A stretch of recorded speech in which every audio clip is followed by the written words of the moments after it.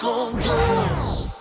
Recuerden que veníamos ayer de la escena donde María de Betania derrama ese perfume a los pies de Jesús y ahora entramos a algo que es lo contrario y vemos qué sucede con Judas. Y dice, entonces Judas Iscariote, que era uno de los 12, fue a ver a los principales sacerdotes y les dijo, ¿cuánto me darían si yo les entrego a Jesús? Y ellos le asignaron 30 piezas de plata. Desde entonces, Judas buscaba el mejor momento para entregar a Jesús. El primer día de la fiesta de los panes sin levadura, los discípulos se acercaron a Jesús y le preguntaron, ¿dónde quieres que te preparemos la comida de la Pascua? Él les indicó ir a la ciudad, a la casa de cierto hombre y decirle, el maestro dice, mi tiempo está cerca, celebraré la Pascua con mis discípulos en tu casa. Los discípulos hicieron lo que Jesús les mandó y prepararon la Pascua. Cuando llegó la noche, Jesús se sentó a la mesa con los 12 y mientras comían dijo, de cierto les digo que uno de ustedes me va a traicionar. Ellos se pusieron muy tristes y cada uno comenzó a preguntarle, ¿soy yo, Señor? Él le respondió, el que mete la mano conmigo en el plato es el que me va a entregar. A decir verdad, el Hijo del Hombre sigue su camino, como está escrito acerca de él. Pero hay de aquel que lo traiciona, más le valdría no haber nacido. Entonces Judas, el que lo iba a traicionar, le preguntó, ¿soy yo, maestro? Y Jesús le respondió, tú lo has dicho. Y miren, esta historia ocurre precisamente en ese tema previo a la crucifixión. Es algo bastante interesante porque hay un punto de tensión ahí, ¿verdad? Jesús está sentado a la mesa con sus discípulos y de la nada lanza esa pregunta hacia ellos y les dice, bueno, uno de ustedes me va a traicionar. Más que pregunta, era una declaración, ¿verdad? Aunque esto ya estaba profetizado en el libro de Zacarías, ahí había un cierto cumplimiento de esta escritura y lo vemos desde este punto de vista. Jesús sabía quién iba a ser, ¿verdad? Pero él hace la declaración esperando tal vez una reacción de sus discípulos, ¿verdad? ¿Y qué es lo que hacen los discípulos en ese momento? Cada uno empieza a cuestionarse y dice, ¿seré yo? ¿Seré yo? ¿Quién es el que va a ser? O sea, ninguno estaba libre de una acusación de ese tipo o de esa asignación que le había sido puesto por el destino y por la pura profecía que había sido puesta años antes. Entonces, vemos en este pasaje algo que creo que genera mucha discusión y algún otro tipo de comentario. A mí lo que me llama la atención de esto es que en el momento en el que Judas va y ve la oportunidad de entregar a Jesús, él va con los principales sacerdotes, no lo buscan, porque los sacerdotes lo que estaban haciendo era tratando de encontrar un momento adecuado para poder capturar a Jesús y otro donde, si no lo encontraban, ¿dónde podían buscarlo? Porque no tenían un espacio definido ni dónde ubicarlo a él. Entonces viene Judas y se acerca y se los pone en bandeja de plata y les dice, bueno, yo puedo hacerlo. ¿Y ustedes qué me darían por hacer esta acción? Entonces, ahí es donde vemos en este pasaje este pequeño elemento. ¿Qué había en el corazón de Judas? ¿Qué había en el corazón de Jesús? Y yo la verdad es que había estado preparándome para responderlo, pero estaba enfocándome mucho en Judas. Y Alejandro hoy en la mañana nos hace la pregunta, pero si este segmento se trata de qué haría Jesús. Y creo que nos podemos perder mucho y teorizar de por qué lo hizo Judas. Con Huguito lo hablábamos, ¿verdad? Hay muchas teorías, no sé cómo hipótesis serían tal vez mejor, ¿verdad? De por qué. Pero lo interesante es ver cómo Jesús se comportó con alguien que él sabía lo iba a traicionar. Y yo pensando, la traición tal vez es una de las cosas más difíciles de procesar para los seres humanos. En la parte humana de Jesús, uno que había estado con él por 3 años y medio, que imagínense, era de la confianza que llevaba al bolsillo con todo el dinero. Jesús seguramente tuvo muchas pláticas con él acerca de cómo usar eso. Fue quien estuvo dispuesto a entregarlo por cualquier cosa, porque ni siquiera tuvo un precio él, ¿verdad? Y la reacción de Jesús, cómo actuó Jesús ante aquel que él sabía que era malo, ante aquel que él sabía que lo iba a traicionar, la reacción de Jesús fue extraordinaria y fue extravagante, como ayer escuchamos de María. En este caso es Jesús el que es extravagante en derramar gracia y amor sobre alguien que honestamente nosotros ¿qué hubiéramos hecho? Si sabemos que tenemos un ladrón y un traicionero en el grupo. Desde el momento de saberlo, uno ya no lo toma en cuenta, ¿verdad? Y en el pasaje paralelo que tenemos de este relato, vemos que Jesús les lavó los pies, ¿verdad? En Juan, y no sacó a Judas, ¿verdad? Los amó hasta el fin, dice el texto paralelo. Así que vemos es una cosa interesante porque creo que Jesús incluso le dijo, tú lo has dicho, dice incluso hay de aquel, ¿verdad? No es que le esté como quitando o negando lo malo que él estaba haciendo, sin embargo lo amó hasta el final, esa es la palabra, ¿verdad? Pudo tener amor y en algún momento pues sí se fue. Yo pienso que sí esperó que se fuera para decirle algunas cosas. Sí, no reveló todos los secretos. Porque no le dijo todo de un solo. Juan le dijo, bueno, lo que tienes que hacer hazlo pronto y se va y de otras cosas. Pero el amor creo que es algo que podemos resaltar todos de que Jesús le amó hasta el final, ¿verdad? Y le dio la oportunidad y yo creo que Judas actuó en libertad. Tal vez no fue el destino, ¿verdad? Ni la causa de la profecía. La profecía describía un hecho que Judas libremente decidió con saber qué ideas, ¿verdad? Pero creo que Jesús, si algo podemos resaltar, es que le amó hasta el final. Así es. Si Judas no lo hubiera hecho, alguien más lo hubiera hecho y la profecía se hubiera cumplido. Y yo pensaba en ese contexto. Jesús está a punto de ser entregado, está pasando el momento más difícil o uno de los momentos más difíciles de su vida como hombre en la tierra y de todas maneras prepara una celebración. Lo hace en un aposento alto, tiene todo preparado para pasarla bien con sus cercanos, eran sus cercanos. Y de uno de los cercanos viene la traición. Y si no fuera traición, ¿verdad? Porque es cercano, viene la traición. Y ahora pensemos en nosotros.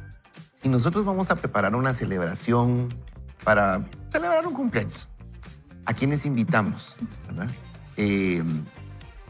A ese Judas que quizá aparece en nuestra vida, no estoy diciendo que nosotros entonces siempre vamos a ser los buenos de la película. Pero ahorita pensemos en que hay alguien que nos traicionó. Lo invitamos como Jesús lo hizo, le lavamos los pies como Jesús lo hizo, Wow. o nos desvía de nuestra misión, de nuestro propósito, nos saca del ser un buen hijo de Dios, pacificador. Es más, empezamos a murmurar y contaminamos a otros que ni siquiera sabían cómo está nuestro corazón, porque lo que estamos aprendiendo es qué haría Jesús en medio de... ¿Con qué hizo? Pues eso es lo que hizo. ¿Y qué haríamos nosotros imitándolo a él? Entonces pensemos qué hay en nuestro corazón con aquellas personas que nos han traicionado. Quizá nos hemos llegado a resentir tanto que nos hemos desviado de la misión que el Señor nos ha encomendado a hacer. Si usted está trabajando en un ministerio, lo tiene más claro, pero si trabaja en una empresa, a veces usted deja de hacer un esfuerzo común por alcanzar una meta porque en ese equipo hay alguien que lo traicionó. Y ya está pensando hasta cambiarse de trabajo y no se está dando cuenta que el Señor le está diciendo, hey, misericordia, seguí trabajando con excelencia, no lo hagas por vos, hagamos todo como para el Señor porque Él viene la recompensa, ¿verdad? Así es, ¿no? Y me gustaba lo que hablábamos fuera de cámaras, cabalmente Evelyn ahí nos daba de lo que Alejandro nos compartía. Y yo al principio pensaba, esta es una historia de misericordia, decía yo, porque Jesús los amó hasta el último momento. ¿Y qué sucede al final? Actúa en amor. Pero Huguito me dijo, no, pero tampoco podemos consentir al que iba a hacer esa traición, pues, ¿verdad? O sea, está Hay bien, que decir, pero... pobrecito el diablo. Exactamente, no podemos justificarlo. Entonces, cabal, aquí compartíamos de que esta es más una historia de gracia, ¿verdad? Una historia de amor, una historia de bondad, aún Jesús sabiendo quién lo iba a traicionar. Sin embargo, aquí también se revela lo que Judas tenía, era esa libertad humana, ¿verdad? Fíjate Sí. que yo tengo una observación y es que uno dice, ¿por qué les diría a Jesús eso? O sea, ¿qué ganaba con contarles a todos, alguien me va a traicionar? Y una idea que a mí se me ocurre, solo se me ocurre, es de que Jesús estaba haciendo notar que si él se entregaba no es por debilidad, no es porque él no supiera. Es como quien dice, mira, no vayas a pensar que me engañas. Yo aquí estoy, pero aún así no hizo nada como para evitarlo, porque él sí estaba en el cumplimiento de la profecía. Entonces a veces nosotros podemos pensar que un acto de amor puede ser debilidad, pero un acto de amor no es debilidad, sino es fortaleza. Es precisamente a pesar de las circunstancias, si yo soy suficientemente fuerte, si estoy lleno del amor del Señor, entonces puedo tener un acto de amor, y eso no es tontería ni debilidad. Y yo creo que Jesús estaba inspirado, digamos, para decirles, miren, alguien me va a entregar, dense cuenta, no es porque no me fije, no es, ay, ¿verdad? Sí. Y a veces eso podemos ver en las cosas que nos suceden, que a veces uno duda incluso del amor de Dios o de la fidelidad de Dios en algunas cosas, pero tenemos que recordar que Dios es suficientemente sabio, es suficientemente poderoso y nos ama. Y si algo no es como nosotros pensamos, aún así podemos seguir confiando en Dios. Qué impresionante la gracia, ¿verdad? Recibir algo que no merecemos, ¿verdad? Y cuando Jesús hace esto, le da el chance a Judas de decir, bueno, ya lo sabe, ¿verdad? Y no se arrepintió. La verdad, no se arrepintió porque al final lo hizo. Y aplicándolo a nosotros. Es que como, no, él ni lo reconocemos y él sabe, yo le hablé pero eso no nos da a nosotros, nos abre la puerta para no tener gracia. Porque sí, interesante, al principio hablábamos como un acto de misericordia, pero realmente Judas no estaba arrepentido. Pues. No, pues. Pero Jesús extiende gracia. ¿Cuánta gracia habrá en nuestro corazón, verdad? Yo les he comentado. Yo algo que quisiera agregar es, Jesús no le está dando a los discípulos amor porque lo merezcan. O sea, vemos a Judas que lo traicionó, pero al poquito tiempo también Pedro ¿verdad? Dice que no lo conoce, todos huyen cuando está en la cruz. O sea, Jesús los amó porque él podía hacerlo. Yo creo que a veces confundimos las acciones de Jesús con, es que este sí se lo merece, este no, ¿a qué le voy a dar? Porque este sí me dio. Sino que Jesús nos muestra, nos modela que uno ama porque podemos hacerlo, y en nuestro caso, Jesús lo podía hacer, lo eligió. En nuestro caso es un deber, o sea, Jesús nos dice que amemos a los demás, y es el mandato que les da cuando ya se va Judas. Ese es el mandato que les da, ¿verdad? Les dice, ámense los unos a los otros porque así los van a reconocer. Yo creo que lo que a mí me gustó mucho, lo que Alejandro nos hizo reflexionar hoy, cuando leamos la Biblia, especialmente los evangelios, veamos qué hizo Jesús. Porque eso es ser cristianos, es cómo reaccionó Jesús ante aquel que lo iba a traicionar, a que él sabía, como dice Guter, no fue sorpresivo, sino él lo sabía y lo amó. Y lo amó hasta el final, así es. Miren, yo les he comentado que pues hace un tiempo mentoreé a jovencitos de 12 a 14 años y los pastoreamos junto con mi esposa, y me recuerdo que hubo una jovencita que se acercó conmigo y me dijo, ¿y tú crees? Me dijo que si Judas se hubiera arrepentido, Jesús lo hubiera perdonado, ¿verdad? Y entonces me quedé yo así, no porque era el cumplimiento de una profecía, ¿verdad? Y era parte, pero creo yo en lo más profundo de mi corazón que lo que Judas no tenía era ese arrepentimiento. Él tal vez cuando fue a devolver la plata y la tiró, tuvo remordimiento, ¿verdad? Pero no se arrepintió. Y esas son las cosas que nosotros como hombres tenemos que ver y tenemos que estar conscientes de que la gracia de Jesús nos alcanza cuando nosotros estamos dispuestos también a recibirla, ¿verdad? Y tenemos la oportunidad de hacerlo. Así que hoy quiero invitarlos a que oremos. Y Huguito, ¿nos puedes dirigir en oración, por favor, para que veamos, como dice Evelyn, cada pasaje de la Escritura desde este punto de vista y saber de que hay un amor intrínseco que nos llena de fe? Con mucho gusto, oremos entonces y digámosle, Padre, gracias Señor porque tú nos traes de tu palabra cada día. Padre, queremos tener un corazón lleno de amor, Señor. Queremos tener un corazón que pueda amar a los demás en todas las circunstancias. Y hoy te pedimos, Señor, que tú llenes nuestro corazón de amor. Queremos sentirnos amados de ti primeramente, Señor, para poder darle a los demás algo que nosotros ya tenemos. Y sabemos que tú nos has amado, Señor, que tú viniste a morir por nosotros, que diste tu vida y hoy lo reconocemos, Señor. Te damos gracias y te pedimos que tú nos permitas ir creciendo para tener ese corazón que tú tienes, Señor. Gracias, Padre, en el nombre de Jesús, todo lo que tú nos das. Amén. Amén. Ya volvemos en un minuto porque hay más de lo que Dios tiene preparado para cada uno de nosotros el día de hoy. Elige el perdón, suelta el resentimiento y experimenta el amor de Jesús que transforma.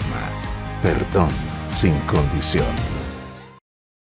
Vamos a leer lo que la autora tiene para nosotros el día de hoy. Te ruego que me aceptes. Dios ha prometido que nunca rechazará a nadie que se acerque a Él. Nuestra conducta podría no ser aceptable, pero Dios nos hace aceptables en el amado, que es Cristo Jesús. Dado que nuestra fe está en Jesús, nos ve en Cristo y puesto que Jesús es aceptable a Dios, también nos acepta. Que Dios nos acepte es maravilloso, aunque también anhelamos que otra gente nos acepte. Todos queremos ser aceptados, incluidos, amados y aprobados, pero no todas las personas a nuestro alrededor están dispuestas a darnos estas experiencias positivas. Debemos aprender a combatir el rechazo, o de lo contrario, seremos miserables durante gran parte de la vida. Jesús recibió rechazo de la misma gente que ayudó, de los líderes religiosos e incluso de los mismos hermanos que no le creían. Sin causa lo aborrecieron, dice Juan 15:25. Y dijo que si la gente lo odiaba, también nos odiarían a nosotros, porque el siervo no es mayor que su señor. Esto también lo dice en Juan 15:18-20. Nos preocupamos demasiado por lo que otros piensan de nosotros, cuando nuestra preocupación verdadera debería ser que Dios nos apruebe, tanto a nosotros como a nuestras acciones.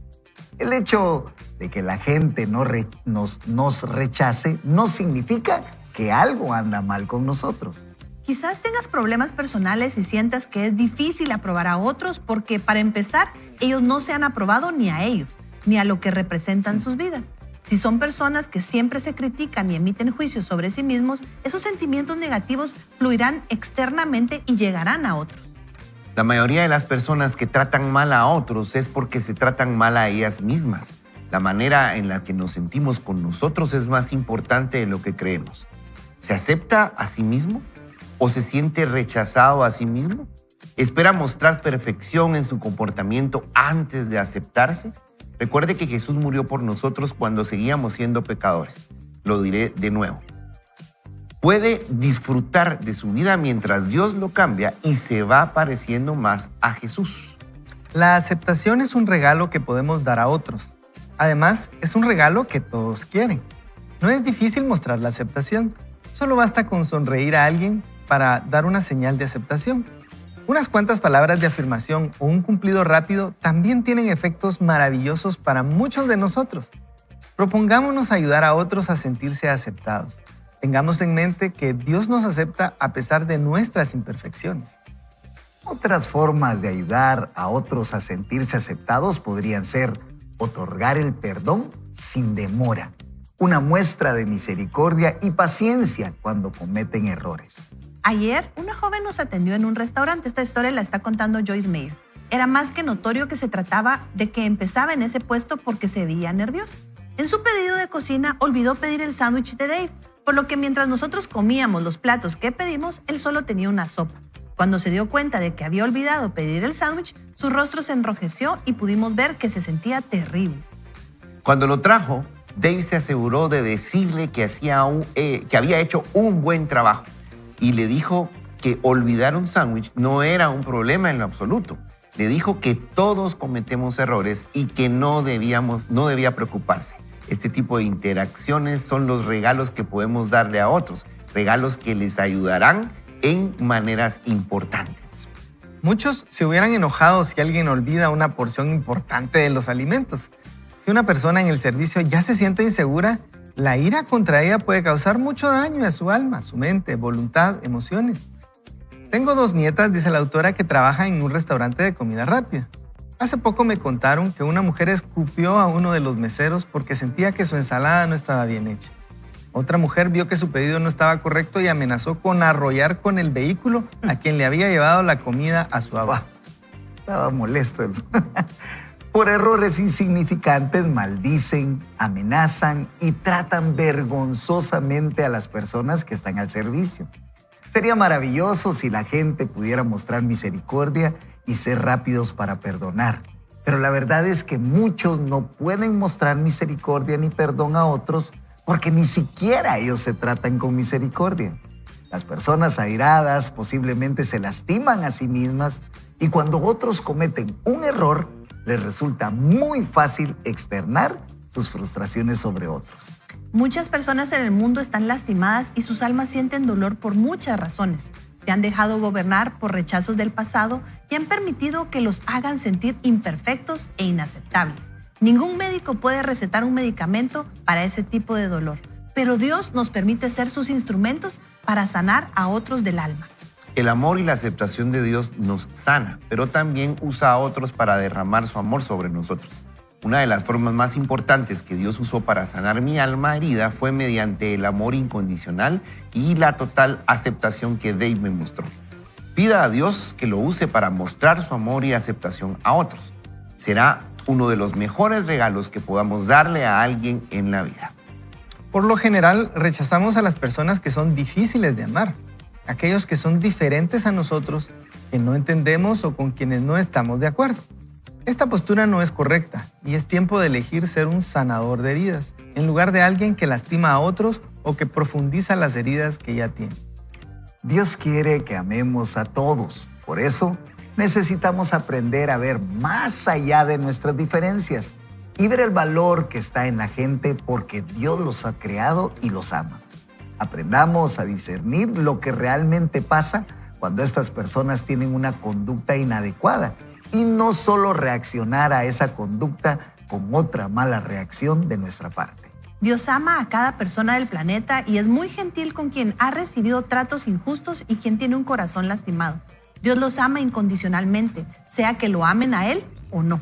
Incluso si no estamos de acuerdo con Él, nos sigue amando y como sus representantes en la tierra quiere que hagamos lo mismo. Amar a alguien no significa que estemos de acuerdo con todas sus acciones, pero sí significa que somos amables y amorosos con ellos. Y cabalmente recordando el pasaje que leímos en el segmento anterior, eso es lo que Jesús hacía, ¿no? Él amaba sin condición, sabiendo la condición de Judas, lo amó hasta el final. Y eso es lo que nosotros deberíamos de hacer. Dios promete aceptar a todos los que se acercan a Él, aunque nuestras conductas no siempre sean perfectas y sean las que Él aprueba. Yo creo que en esta historia que ella nos cuenta, y yo lo veo a diario, ¿verdad? A ustedes nos pasa cuando estamos en la ciudad de Guatemala, como dijo nuestro amigo Antulio, la ciudad del futuro, ¿verdad? Porque ustedes salen hoy y llegan mañana, dice Antulio Castillo, ¿verdad? Pero el tráfico es algo tremendo y es donde uno regularmente a veces pierde un poquito los estribos. Yo me confieso, a mí me ha pasado poco, a veces me toca manejar un poquito más de una hora para volver a casa y vemos un montón de personas que hacen tantas cosas, ¿verdad? Y algunas imprudencias, algunos... Y creo que uno en ese momento debe de calmarse un poco y saber de que nosotros podemos ser esa luz en medio de ese torrente de odio y de acusaciones que en ese momento puedan proferirse. Y eso es lo que nosotros deberíamos de hacer en esta historia que Joyce Meyer nos cuenta de esta persona que era su primer día y sucede que no toma un pedido. El gran Dave se muestra ahí misericordioso e inmediatamente entra, ¿verdad? Porque los errores los podemos cometer y nosotros deberíamos de tener esa extra dosis de paciencia y de gracia, Evelyn. Sí, y es lindo pensar lo que aquí ya nos está presentando, ¿verdad? Ayer se habló mucho del perdón y hoy nos está hablando de la aceptación y el concepto es que al final tenemos que comportarnos como lo hizo Jesús en la tierra y como lo hace el Señor con nosotros todo el tiempo y es que nos acepta. Esto no quiere decir que esté de acuerdo con todo lo que hagamos, que creo que a veces es lo que nos pasa, que confundimos a veces los conceptos y pensamos que para aceptar a alguien necesitamos estar de acuerdo con esa persona. Y no es lo que dice la Biblia, pero creo que tenemos que tener mucha claridad de qué se trata, ¿verdad? Ciertamente no somos perfectos, pero acabamos de aprender con Ricky, mi esposo, que todos somos perfeccionables. Y creo que cuando hacemos esta doble cara de una misma situación, cuando nosotros aceptamos a las personas como son, estamos dándoles la oportunidad de llegar a ser perfeccionados, ¿verdad? El ejemplo muy simple del sándwich que no trajo. Le aseguro que a esta chica no se le vuelve a olvidar el sándwich de alguien porque alguien le mostró misericordia y le dijo, está bien, cometiste un error, pero pon atención, la próxima va a ser diferente. Creo que es un poco lo que ella nos dice, ¿verdad? Aceptar es amar con el defecto de la persona, amarlos en la condición en la que están, sabiendo qué pueden ser. Eso creo que es algo que hemos aprendido muy bien modelado de nuestro pastor Ronnie, ¿verdad? Él nos ama nos conoce en nuestras heridas, pero nos ama en el nombre que el Señor nos ha dado. Y eso es la aceptación de Dios. Y lo mejor es que nos da esa, denle, hagan ustedes esa Pueden. confianza, ¿verdad? Saben que estaba pensando que no es que me guste el tráfico, estaría loco con el tráfico, pero como que he aprendido a ser paciente en el tráfico. Sí, María José, sé que vas a abrir los ojos así, pero date cuenta, creo que sí, he aprendido a utilizar el tráfico para conectarme con el Señor, para hacer esas llamadas pendientes. No voy viendo el celular ahí en el, ¿cómo se llama? En eso, Ajá. donde uno no usa manos libres. Hands-free, diría Evelyn. Y creo que he aprendido eso. Pero bueno, Evelyn leía, amar a alguien no significa que estemos de acuerdo con todas sus acciones. Y yo pensaba, pero cuando amamos a esa persona, a pesar de sus acciones, sí estamos de acuerdo con lo que Jesús nos modela. O sea, nos conecta a su corazón que está lleno de misericordia. Y por eso dice, bienaventurados los misericordiosos porque recibirán misericordia. Ahora, ¿cuándo podemos dar misericordia? ¿Cuándo podemos mostrar esa paciencia? Cuando no nos dejamos calificar también cuando viene un rechazo. Podemos ver que puede ser, o me pongo del lado del mesero que quizás sí le faltaron el respeto. Este es un ejemplo de Sam David, decíamos, ¿verdad? De que él hace las cosas diferentes, pero generalmente cuando hay un mesero que se equivoca, yo trato de tener paciencia, pero sí he observado que la gente se molesta y trata muy mal a las personas. Y yo le hablaría a esas personas poniéndome en su lugar. ¿Qué dice Dios de nosotros? ¿Es un error? También no significa que no vamos a aprender, ¿verdad? Cuando alguien nos llama la atención, aunque no lo haga de la manera correcta, uno corre el riesgo de no ver lo que sí es cierto, mi error. Y entonces, llevando esa falta de respeto a la cruz, al Señor, poder decirle, Señor, yo elijo perdonar, no me califica todo lo que me dijeron, pero sí muéstrame que tengo que cambiar, ¿verdad? Para que esto no vuelva a suceder. Y yo diría, ¿y entonces qué significa? Que si pedí pollo y me llevaron tamalitos, me como los tamalitos y no exijo mi pollo. No, ¿verdad?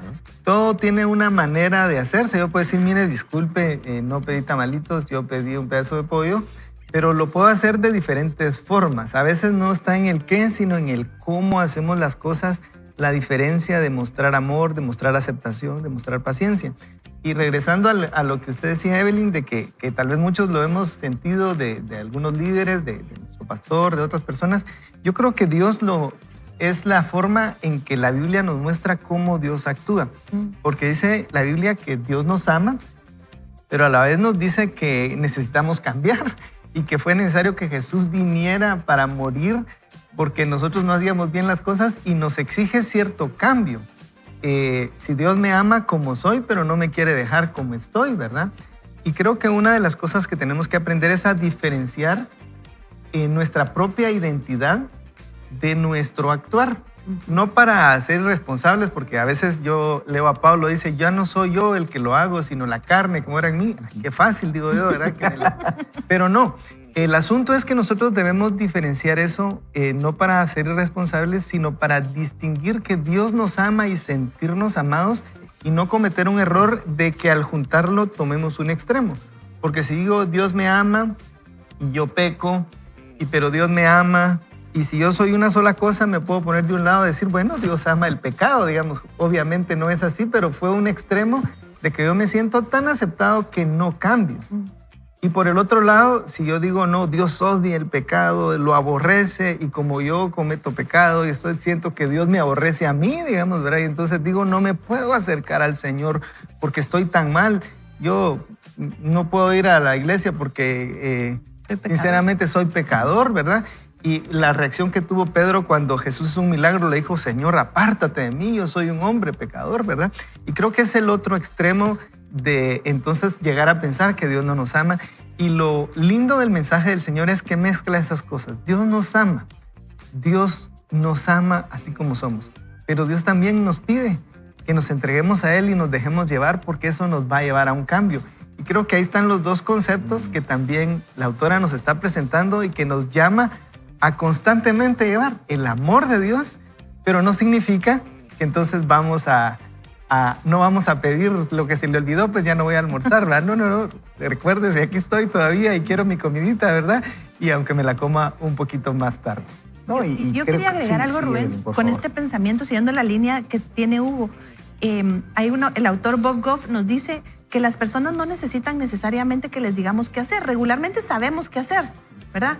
Pero necesitan que les recordemos quiénes son. Esta identidad que Hugo está hablando. Hijos amados. Ajá. O sea, que somos hijos amados y que Dios tiene contentamiento en nosotros, hagamos o no hagamos, ¿verdad?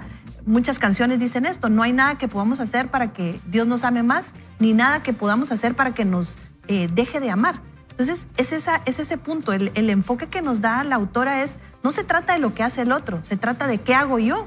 ¿Cuál es mi reacción ante las personas que son difíciles de amar? ¿Verdad? Esto no se trata de comenzar a ver ahora quién es difícil de amar, sino Así es es. ¿qué voy a hacer yo? Así es. ¿Qué hago con esto? ¿Qué hago con esa incomodidad que me produce el que no me atiendan como me lo merezco, el que no me den paso en el tráfico, en que el del frente va viendo el celular y atrasa la cola? O sea, ¿cómo estoy reaccionando yo? ¿Cuánta gracia y misericordia y cuánto de mis acciones le recuerdan a esa persona que es amada por Dios y que hay un propósito de ser perfeccionado en él? Entonces, en la lectura cuenta muchas historias, pero al final me gusta mucho lo que ella dice. La aceptación hacia otros es un regalo que podemos dar, ¿verdad? Es una acción voluntaria de nosotros, al sabernos amados, nosotros poder darlo. Y eso al final es cultura de honor, ¿verdad? No se trata de qué merece el otro, sino qué puedo yo darle. Y eso pues a mí me anima y me reenfoca en mis acciones. Sí. Y yo creo que cuando nosotros actuamos de esa forma, también ayudamos a esas personas difíciles de amar, según nosotros, ¿verdad?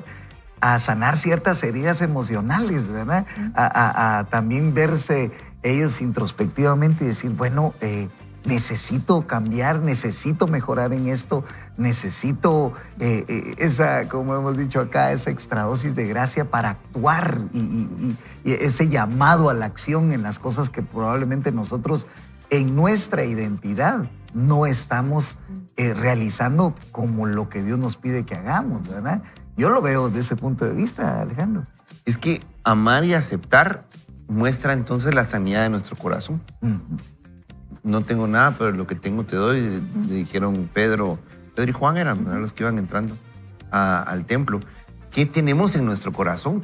Lo primero que sale en una crisis es lo que tenemos, ¿no? Cabal. Ajá. Entonces, porque uno no va preparado, bueno, uno podría ir preparado al restaurante y decir, miren, es posible que el mesero que me toque atenderme hoy se va a equivocar. Y si usted va ahorita a desayunar, quizá Dios le va a poner ahí a prueba lo que está aprendiendo. Ame. No nos vamos a poner en el lugar de Sam Dave, el esposo de Joyce Meyer, pero una vez compartiendo con Nobel, estábamos en un restaurante, en un departamento, y el joven que nos atendió tenía el uniforme de practicante. Y era muy joven. Y yo desde que él llegó, él estaba sumamente nervioso. Le temblaba la mano para servirnos el café. Señor. Y lo que en mi forma, yo me puse a bromear con él. Y entonces yo le puse a mover la taza. Te estoy molestando, no tengas pena.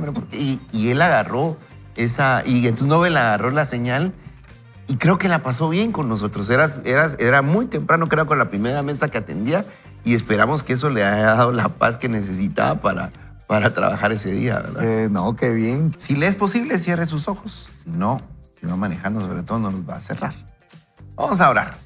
Señor Jesús, te damos gracias por la palabra que estás trayendo desde buena mañana, por esta lectura que nos está mostrando esa gracia que has tenido para con nosotros, esa misericordia que has derramado para con nosotros. Hoy, en primer lugar, queremos arrepentirnos por esos momentos donde tuvimos que mostrar ese corazón, esa misericordia que tú nos has dado y no lo hemos hecho.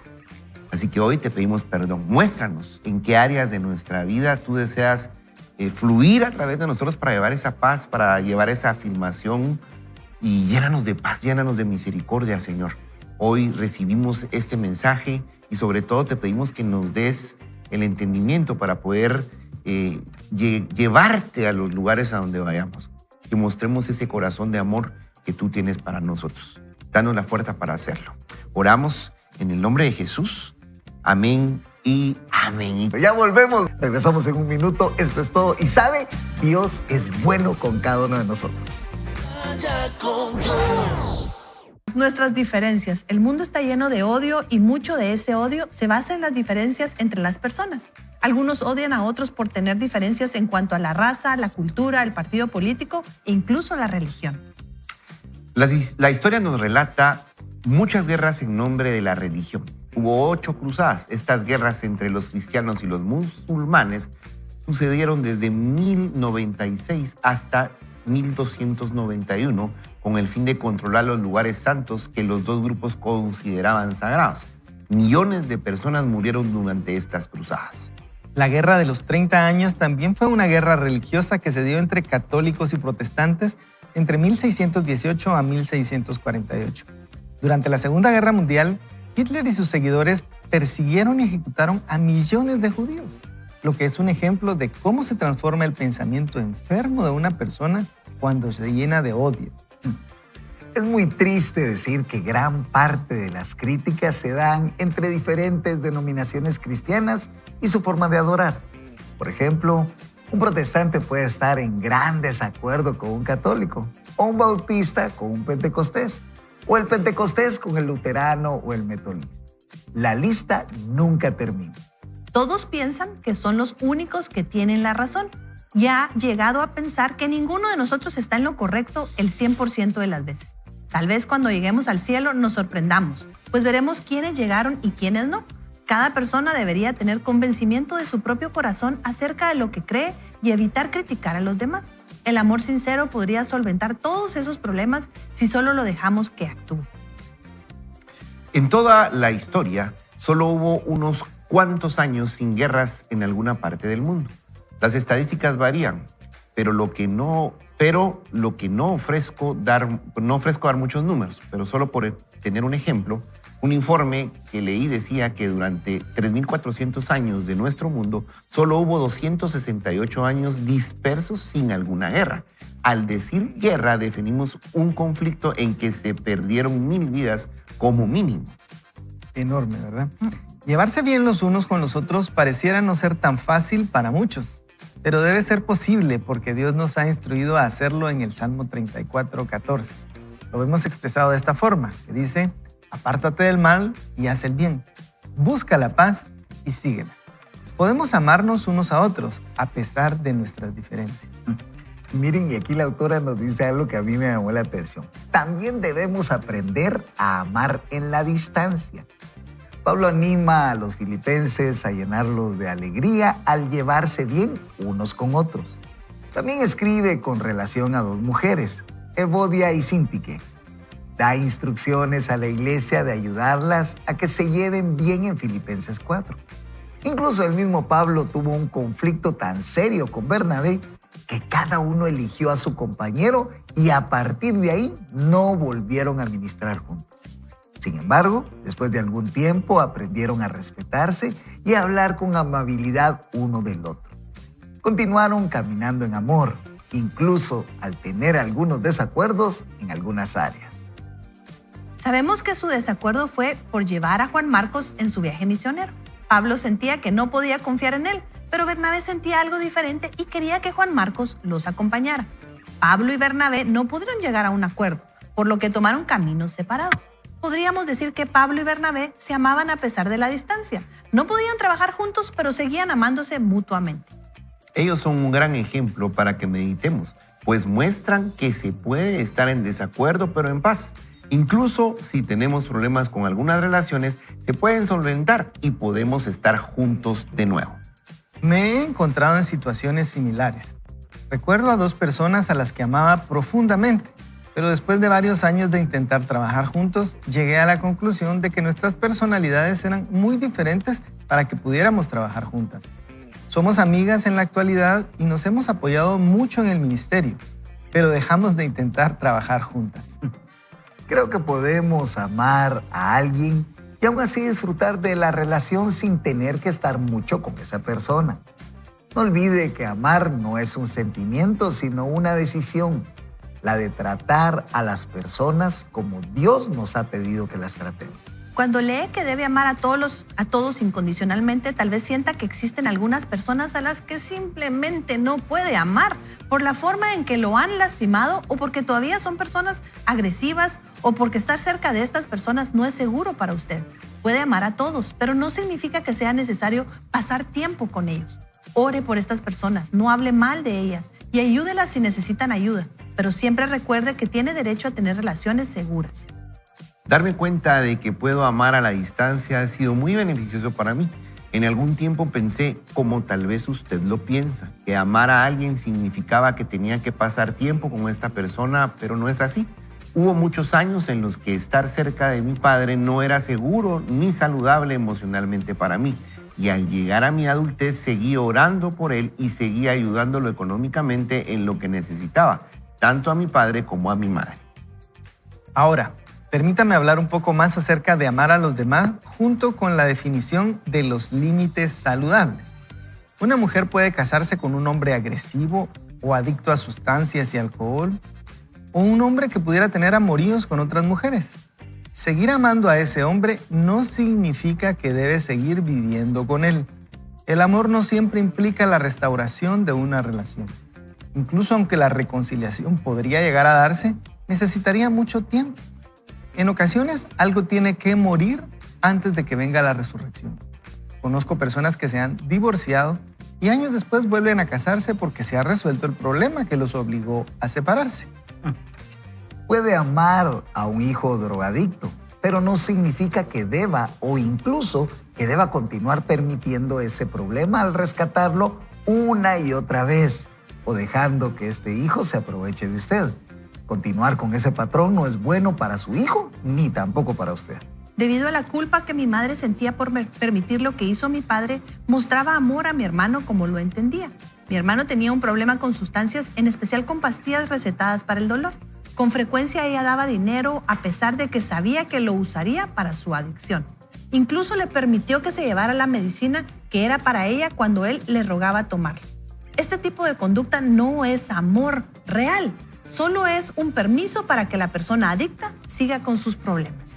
En 1 Timoteo 1, 19 y 20 leemos que Pablo entregó a Himeneo y Alejandro a Satanás porque estaba enseñando una doctrina falsa y se negaron a corregirla. No los entregó literalmente a Satanás, pero sí los alejó de la comunión con la iglesia por dos razones. Primero, necesitaba proteger a los miembros de la iglesia de caer en el engaño. Segundo, esperaba que expulsarlos de la iglesia haría que se dieran cuenta de su error y se arrepintieran. Tal vez piense que Pablo los amaba en la distancia. A veces a este tipo de amor le decimos amor cavernícola. En otras palabras, mostramos amor, pero en formas diferentes de lo que las personas creen que es amor. Muchas veces requiere más amor disciplinar a alguien a quien se aprecia que dejarlo hacer lo que le plazca. Y aquí la autora, miren, nos muestra varios puntos importantes que quisiéramos destacar. Yo pienso que el primero nos lo daba Hugo hace unos momentos, decía los límites, lo importante de los límites, ¿verdad? En una relación que probablemente sea tóxica, como usted quiera llamarle, no significa que ese amor y ese perdón va a reflejar que usted siga aguantando ese tipo de cosas, ¿verdad? Pero creo que Dios nos ha dado a nosotros también una extra dosis de gracia y de favor que nosotros también tenemos que llevarle a estas personas, pero tenemos que establecer esos límites. Vimos también que el odio y los conflictos han llevado a que hayan estas diferencias entre las personas y se vuelven temas religiosos, políticos, culturales, y esto a lo largo de la historia ha afectado mucho, pero creo yo que el que nosotros señalemos esas críticas o esos desacuerdos que realmente son comunes, aún nosotros debemos de establecer nuestra condición en nuestra identidad. Eso me gustó mucho de lo que decía Hugo en el segmento anterior, sabiendo de quiénes somos nosotros y para qué nos ha llamado Dios. Y eso es parte de lo que nosotros deberíamos de experimentar, Alejandro. Recalco, el amor no significa ausencia de límites. Amar a la distancia muchas veces es una decisión sabia y necesaria en algunos casos. Vos hablabas de las relaciones tóxicas. Pueden haber también unas relaciones peligrosas que sabes que te pueden abrir una puerta a algo que no te conviene. Y eso no quiere decir entonces que las vas a desechar, que vas a dejar de estar ahí para en el momento que necesiten de tu ayuda, por ejemplo, es un ejemplo. Pero sí creo que es sabio mantener la distancia. Y el verdadero amor incluye responsabilidad y disciplina, definitivamente, ¿verdad? Si uno ama, sobre todo a sus seres más cercanos, por ahí debemos de empezar, ¿verdad? Atrevernos a decirnos las cosas y a ponernos nosotros mismos límites, a llamarnos la atención, pero sin molestarnos. A veces yo les digo a María José, Adriana y Alejandra, que son las que viven conmigo, mis dos hijas, les digo, ustedes las tres se ponen de acuerdo contra mí, hombre, si el que tiene razón aquí soy yo. Es que ahí hay mayoría. Ahí son mayoría. Pero he tenido que reconocer que muchas veces tienen razón, ¿verdad? Si tres personas te están viendo quizá un punto ciego que no estás viendo, pues obviamente, ¿quién serán las equivocadas? Ellas o yo. Generalmente generalmente ellas. No, miren qué interesante y cómo todos los principios vienen de un principio general que Dios nos enseña. Hemos estado hablando de amar, pero ahorita ponemos de poner límites, que fue parecido a lo que decíamos, ¿verdad? Que Dios nos ama, pero pide un cambio de nuestra conducta. Y yo creo que en el principio que el Señor Jesús nos enseñó, que el segundo mandamiento, dice, es muy similar al primero y muy importante, que dice, ama a tu prójimo como a ti mismo. Yo creo que tenemos que amarnos a nosotros mismos, ¿verdad? Ese es parte del amor que Dios nos da, el reconocer que Dios nos ama, y eso es lo que nos va a ayudar a poner límites. Creería yo que cuando no ponemos límites, a veces estamos fallando en entender cómo Dios nos ama y entonces en amarnos a nosotros mismos, porque entonces nos hacemos tan de menos que no importa si alguien se pasa sobre nosotros. Pero el Señor no nos manda a amar a los demás sobre nosotros mismos, sino dice que nos amemos como a nosotros mismos. Creo que a veces ese podría ser el problema, porque alguien no se ama a uno mismo y dice, tengo que amar a los demás así como me amo a mí mismo y no me amo, pues puedo tratar mal a los demás. Pero entonces todo tiene un orden, digamos, Dios nos ama, Él nos amó primero, nosotros reconocemos el amor de Dios y le amamos a Él, entonces podemos amarnos mejor a nosotros mismos y así amar a los demás. Así que todo viene de la relación que podemos tener con Dios. Estos principios que aquí están bien desglosados y más separaditos, ¿verdad? Creo yo vienen finalmente de esa relación que podemos tener con Dios, que nos llama no a hacernos menos, ¿verdad? Sino que al contrario, a entender esa importancia que Dios nos da, esa fortaleza, y desde ahí amar a los demás. Por eso decíamos que cuando Jesús amó a sus discípulos, no fue un signo de debilidad, sino de la fortaleza que Él estaba viviendo, ese amor que solo Dios puede representar y llenarnos a nosotros, ¿verdad? Y yo creo que esto viene de ese mal concepto que tenemos del amor. ¿Verdad? Ella dice aquí, lo repite y lo hemos repetido muchas veces, el amor no es un sentimiento, sino es una decisión. Pero el amor en sí, digamos, 1 Corintios 13 habla de todo lo que soporta, de todo lo que perdona, de todo lo que deja pasar. Pero hay un versículo que a nosotros, como cuando trabajamos con papás, nos ha servido, y es 1 Corintios 13:6, dice, no aplaude a los malvados, sino a los que hablan con la verdad. Eso está en la TLA. La 60 dice, no se goza de la injusticia, mas se goza de la verdad. Yo creo que es un poco lo que ella nos está diciendo. Ella nos dice, sí, tenemos que amar a todos. Amar a todos desde el principio de nuestra identidad y de saber que somos amados, pero recordando que cuando alguien hace lo malo, también es amor decirle, no, eso no lo voy a permitir, no voy a ser yo quien te lo facilite, ¿verdad? Porque a veces por querer amar, habilitamos a las personas a ir por el camino de destrucción. A veces amar a las personas es darles libertad de elegir, y no siempre nos gusta, o sea, nos gusta controlar, pero eso no viene del amor. El verdadero amor es el que da libertad y al mismo tiempo cubre multitud de pecados, dice Pedro, ¿verdad? Entonces son como dos extremos bien interesantes, pero y regreso a lo que dice Hugo, el centro es el amar como Dios nos ama. ¿Y qué significa eso? Sería, ¿verdad?, la pregunta para analizar. No, y es que el amor significa también tomar decisiones difíciles, ¿verdad? Tomar decisiones donde creemos de que va a tener un impacto que probablemente cause algo que no es lo que nosotros estamos esperando, ¿verdad? A veces si está en nuestra autoridad es corregir, ¿verdad? Si somos papás, si somos jefes, ¿verdad? En algo es tomar medidas duras, ¿verdad? Sí, y es ponerle atención a esas diferencias. Fíjense, yo recuerdo muy bien en uno de los primeros cursos y seminarios que tomamos como pareja con mi esposa, nos decían, celebren las diferencias, nos decían, en lugar de hacer conflictos, celébrenlas, ¿verdad? Y yo decía en mis adentros, pero ¿cómo voy a celebrar donde no están de acuerdo conmigo? ¿Cómo lo voy a hacer? Pero creo que va por ese lado del amor, ¿verdad? Estableciendo límites, sabiendo que hay que tomar decisiones y, por supuesto, haciendo las cosas que debemos de hacer en pro de un bienestar común y no solo el mío. Y fíjese, Rubén, que lo que usted dice es bien interesante, porque acabo de leer a un psicólogo que dice que muchas veces nosotros interpretamos en que la gente esté de acuerdo con nosotros, en que nos ama. Pero cuando alguien no está en desacuerdo, o cuando alguien no está en acuerdo con nosotros, no necesariamente es que no nos ame. Simplemente ve las cosas distintas, tiene una perspectiva distinta a la que nosotros tenemos. Entonces tenemos que hacer una separación. El hecho de que no todos digan, nos celebren, no significa que no nos amen. O sea, es la oportunidad de ver y decir, bueno, tal vez sí, ¿verdad? Tal vez yo estoy equivocado en esta oportunidad y no tengo la razón. Así una vez en la vida me equivoqué. A decir. Sí, una vez por lo menos. Yo quiero invitar a mi familia a que realmente medite. Que de repente yo tengo la razón. No, hablemos un poquito de un concepto así rápidamente. La codependencia.